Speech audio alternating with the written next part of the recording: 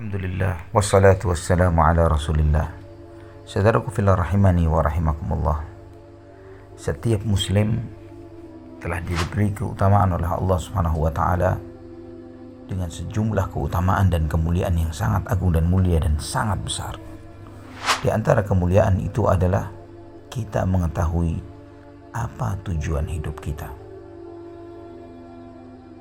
Allah Subhanahu wa taala menegaskan di dalam surat Az-Zariyat ayat 56, "Wa ma khalaqtul jinna wal insa illa liya'budun."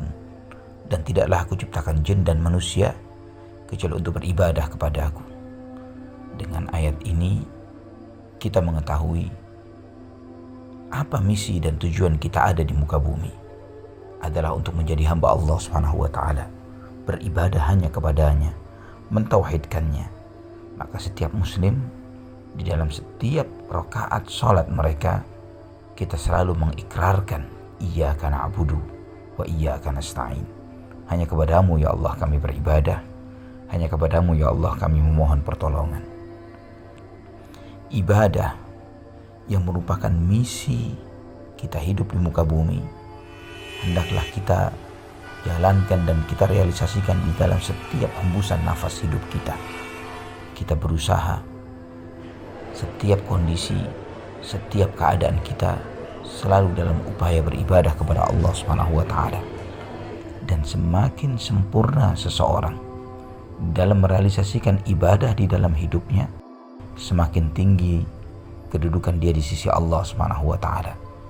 Karena tidak ada manusia yang lebih sempurna ibadahnya melebihi Nabi kita Muhammad sallallahu alaihi wasallam.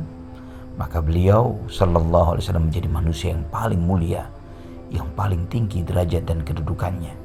Karena beliau beribadah kepada Allah dengan hatinya, beliau beribadah kepada Allah dengan lisannya, beliau beribadah kepada Allah Subhanahu wa taala dengan seluruh anggota tubuhnya, dengan hartanya, hidupnya, keluarganya, semuanya dikerahkan, diarahkan oleh Rasulullah sallallahu alaihi wasallam sebagai sarana di dalam beribadah kepadanya. Saudaraku fillah rahimani wa rahimakumullah. Al-Imam Ibnu Qayyim Al-Jauziyah rahimahullah di dalam kitab Madarijus Salikin, beliau menyampaikan di dalam menjelaskan tentang kaidah-kaidah di dalam beribadah kepada Allah Subhanahu wa taala, bahwa kita manusia terdiri atas hati, lisan, dan fisik, yang masing-masing ini memiliki ibadahnya sendiri-sendiri. Ada ibadah hati, ada ibadah lisan, dan ada ibadah anggota tubuh, yang semuanya ada kewajibannya yang harus dijalankan, ibadah wajibnya, ibadah sunnahnya, dan juga termasuk ada larangan-larangan yang harus ditinggalkan, hal-hal yang haram yang tidak boleh ada dalam hati seseorang, hal-hal yang haram yang tidak boleh diucapkan oleh seseorang, dan demikian pula dalam anggota tubuhnya. Namun sayangnya seringkali kita fokus kepada apa yang terkait dengan anggota tubuh seseorang.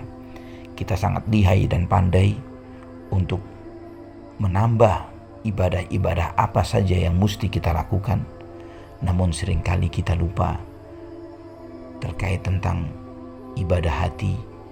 Kita lihai dan pandai untuk mendefinisikan apa-apa saja yang haram dikonsumsi atau dilakukan dari dosa-dosa besar, seperti memakan babi, darah, bangkai, atau berbuat zina.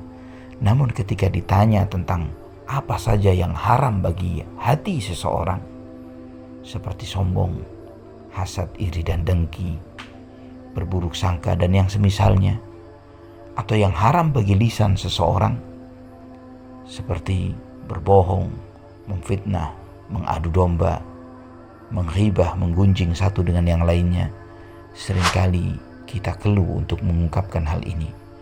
Saudaraku fillah, insyaallah pada kajian kita yang berikutnya kita akan mempelajari ibadah-ibadah yang mesti kita kuatkan di kala wabah ini. Wallahu ta'ala ala wa alam bisawab.